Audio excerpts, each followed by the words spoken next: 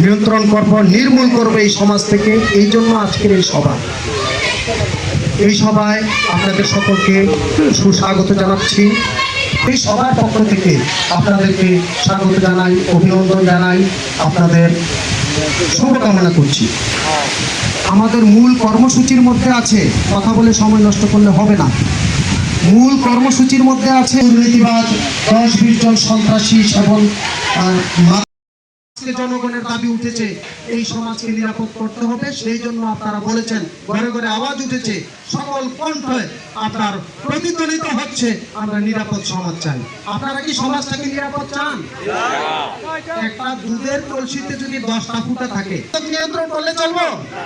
তাইলে কি করতে হবে? দুর্নীতি, ঘুষ, অবিচার, এরপরে আমাদের স্কুল কলেজ থাকতে হবে না। আমাদের যতটুকু শক্তি সামর্থ্য আছে তাতে মানুষ শান্তিতে দরজা খুলে বসবাস করতে পারে, দরজা খুলে ঘুমাইতে পারে, বিঘ্নিত না হয়, আমরা সেই ব্যবস্থা নিশ্চিত করতে পারি।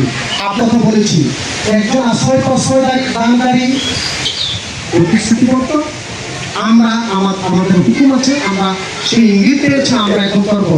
আপনারা কি কারো অপেক্ষায় না থেকে নিজ হাতে অপরাধ দমন